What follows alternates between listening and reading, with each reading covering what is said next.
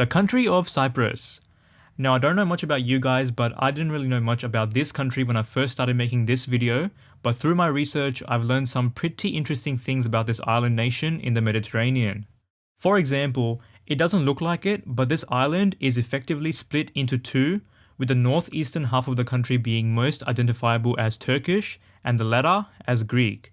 There's essentially a line that runs through the middle of the country, but we'll get into this later on. The positioning of this country on the globe makes it a very interesting one, as it's literally in the middle of three continents: Africa, Asia, and Europe. Throughout history, Cyprus has been a very strategic location for militaries and rulers in the past, and that's had a great influence on the culture, architecture, and the overall vibe of this country, if you will. This is still present today. Now, this island has been inhabited for over 9,000 years at least, and it's been ruled by almost everyone if we look at its history, from the Assyrians to the Persians, Egyptians, Macedonians, and even the Romans. But perhaps the most notable rulers in the history of the island were the Ottomans, so let's talk about them for a bit. So as you guys might know, the Ottoman Empire started in Turkey and was one of the most powerful empires during the 15th and the 16th century in the world. It lasted over 600 years, beginning in Turkey, and took over countries in 3 continents. A few European countries that were under the empire were Greece, Hungary, Romania, and with some African countries being Egypt, Algeria, Libya, and a few others. This empire even took over regions in the Middle East, which are now Iraq, Syria, and Israel, to name a few. So of course, geographically, since Cyprus is effectively in the middle of these countries, it made sense to capture the island as part of their strategy. So in 1570, the Ottomans landed in Cyprus and took over Nicosia, which is the capital of Cyprus. Then slowly throughout the year, they took over other cities as well by beating the Venetians. Now, since the Ottoman Empire was predominantly a Muslim empire, this meant that thousands of Muslims were able to successfully settle on the island and make this their new home. This was the start of a 300-year rule of Cyprus under this empire, despite a few uprisings here and there. Although this empire is long gone, its remnants can still be seen as of today. The Ottomans constructed hundreds of mosques, churches, schools, libraries, and a lot of these can still be seen in the present day. Of course, these were made in line with traditional Ottoman architecture that can still be found in many other countries today. For example, the Lala Mustafa Pasha Mosque, which is one of the largest medieval buildings on the island, once used to be a cathedral, but it was converted to a mosque in 1570 after the Ottoman conquest, with small changes to the architecture based on Ottoman influences. Now let's talk about life in Cyprus under the Ottoman rule. Before capturing Cyprus, the country already had a series of well-run charitable foundations, hospitals, orphanages, hostels for the aged and the poor. In these establishments were people most vulnerable in the country, and due to the war and the Ottomans taking over, one could be forgiven to expect that these people were going to suffer the most. However, since the Ottomans followed the Islamic practice of zakat, these charity institutions were actually well run. Zakat essentially means that a portion of an individual's wealth has to be donated each year as a form of charity. This is a mandatory process for Muslims. This was again reinforced by the leaders at the time, as this was a requirement and the respective heads of each area had oversight of this to ensure this was done. Donations like this of course helped the needy and also aided to construct new mosques or just generally help society, like repairing a public well. At the time, however, not everyone was able to donate to such noble causes. Since everything was newly established, only individuals with high enough incomes were able to do this, and these were generally people in the military. But guys, by giving these examples, this is not to say that everything that the Turkish did was noble and kind. Now, looking at the legal system of Cyprus, it is not a surprise that Sharia law was imposed under the Ottoman courts.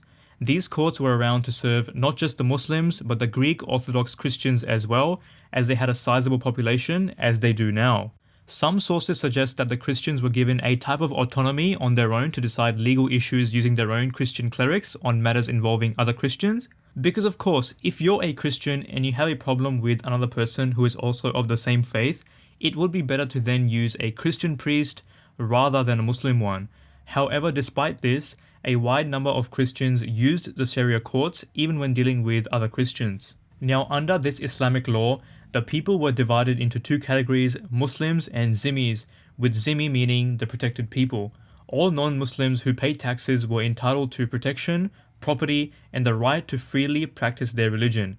Judges were obligated to hold both Muslims and Zimmis accountable under the same threshold and standard of justice. The courts strived for equality, but can we confidently say that a testimony of a Muslim versus a testimony of a Christian would be held in the same regard, with no bias? Probably not. Before the Ottomans arrived in Cyprus, slavery was very common in the country. Due to the cultivation and production of sugar, slaves were often imported just for that purpose. After the arrival of the Ottomans, this significantly changed. The slave class was freed, and agricultural slavery virtually disappeared as a result. The previous soldiers who had the slaves were enslaved themselves and sold off to Syria and elsewhere. Now, this is not to say that slavery was ended just because of the Ottoman arrival. Court records from that time showed that a majority of the slave owners were in fact the Muslims at the time. However, they mostly worked as household servants and were subject to much nicer conditions than previously. Now, moving on from the Ottomans, the island was also briefly ruled by the British. So basically, in the late 1800s, the Ottoman and the Russian Empire were at war. The Russian Empire at the time included countries like Bulgaria, Romania, Serbia, and Montenegro. These countries teamed up and basically said, "We want the Turks out of here because they've been here for far too long," and this formed a huge political movement, hence the war. Now, in this war, the Russians were the victors as they gained significant land, and Romania, Serbia, and Montenegro were fully independent from the Ottomans. So as this was happening, this caught the interest of the British, as the Russian Empire was now advancing very quickly, and this was a big threat to the British Empire. The Brits did not want the Russians slowly entering into Asia, as this would cause a huge shift in the balance of power. So what did they do? They secretly made an alliance with Cyprus and the Ottomans to help them if Russia advanced further through the Cyprus Convention. Sounds good, right? Well, the cost of this was that Cyprus had to be given to the British in exchange for their military support. Now, this did two things. It gave the Ottomans more support towards their cause, but secondly, it allowed Britain to maintain control of the area and essentially use Cyprus as a naval base for further conflicts. Now, as mentioned earlier, the location of Cyprus is perfect for this scenario. The location allowed the British to effectively control the Syrian coast to the east and the Suez Canal to the south. It's also important to note how crucial this is, as it gives Brits an extra road to India through the canal and security over the Mediterranean. The British being in Cyprus made things a bit interesting for the Greeks and the Turks. Since the Greeks made up the majority population of the island, there was strong sentiment from them to be united by Greece, because at this point, you can imagine how frustrated they would be. However, on the other hand, you have the Turks who have now settled on the island for a few hundred years now, and many generations who have grown up and have lived their whole life on the island. By 1960, Cyprus was fully independent from the British. Now, this did come at a cost, as in the earlier years before this, there was a growing sentiment of enosis, which means to be united with Greece. Greek Cypriots hosted a number of attacks towards the British and the Turks, and as a result, the Turkish Cypriots formed the Turkish Resistance Organization to retaliate. This left hundreds dead. In 1974, Greek Cypriot leader Nikos Samson took over Cyprus in a coup to have Greek control over the country. As a result, Turkey saw that the island was losing its independence, so it launched its own invasion. This caused the partition, which is still there today, and at the time it caused hundreds of thousands of Cypriots to migrate north and south, depending on which side they were on. Now, there's a lot that's happened since then, and I won't go into the details of it for now, but currently the island sits divided, with the northeastern part of the country under Turkish control and the southwestern under Greek control. Both sides have their own government, and they are divided by a buffer zone called the Green Line, made by the United Nations peacekeeping forces to maintain control. Now, let's talk about the actual economy of this country and how it's doing so far. Based on what we've explored, you guys can definitely see how much stuff this island has put up with in its last couple of centuries. However, contrary to what you might expect, the economy of Cyprus is actually ranked as a high-income economy by the World Bank.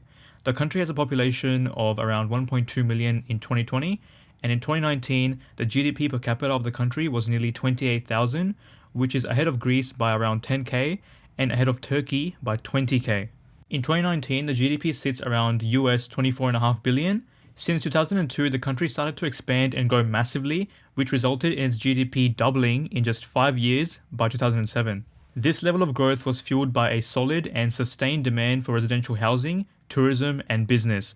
The country also lowered the corporate tax rate to 12.5%, which is one of the lowest in the world, significantly lower than whatever we have here in Australia. This encouraged investments from foreign corporations and added to its development during the time. In this time, the interest rates were so low and it was very easy to borrow money from the banks, which added to this. Now it all sounds good, right? The money is flowing, growth is high, everything is hunky-dory as they say. Well, not quite. Soon after, the global financial crisis hit, and after the country started to recover from this, the European debt crisis was just around the corner. Basically, the banks and everyday people were heavily invested into Greece, as of course, if you're a Greek Cypriot, your foremost loyalty lies with Greece anyways. When Greece had its own crisis, long story short, it caused one of the biggest banks in Cyprus to collapse, and the everyday person lost around 6 to 10% of their hard-earned money, which was saved in banks. Their funds were supposed to be insured up to at least 100,000 euros. Even a portion of those insured funds were taken. So much for insurance. There were literally lines outside the ATM machines and banks, and to top it all off, the government declared a national holiday and closed off all the banks so people couldn't withdraw. Now let's talk about a more happier side of the island, which is tourism, which I know you guys desperately want to do. Cyprus is often known as the jewel of the Mediterranean, with beautiful beaches, coastal resorts, historical monasteries, and a lively nightlife. Based on the Travel and Tourism Competitiveness Report in 2019, Cyprus was ranked the 44th most competitive destination in the world, being just behind Turkey. Because of its British past, English is widely spoken in the country, which attracts tourists from a range of destinations. This is why tourism contributes a sizable amount to the economy. Now let's look into education and the overall freedom for a little bit. Cyprus spends one of the highest amounts of its GDP on education if we look at just the European Union. The universities often have cheap accommodation and great facilities for students. It has one of the highest rates of secondary educated students and women as well when compared to the European Union average. In fact, Cyprus ranked 31st on the Human Development Index in 2019 with a life expectancy of just under 81, which is one of the highest in the world. This country has definitely come a long way since its past. However, there is a new challenge that it faces, which is water shortage. It's gotten so bad that the government has to import fresh water for the country to use. Combine that with the droughts that the country has had, and it makes life very difficult for the economy. Cyprus has also been given financial support from the European Union a few times to stay on track. Desalination plants are in use, and the country also has a number of dams and reservoirs, but these are not enough, especially when there is less rainfall, and that causes a shortage. The people as a result have become very self-aware of this issue by tracking their water usage very meticulously. Some reports show that the government is also monitoring the usage very heavily and speaking to those who use abnormal amounts of water. Cyprus is the most vulnerable country when it comes to water shortage in the EU, and as a result, the government and the people are very focused on allocating water in the most efficient way possible and developing new technologies to do so.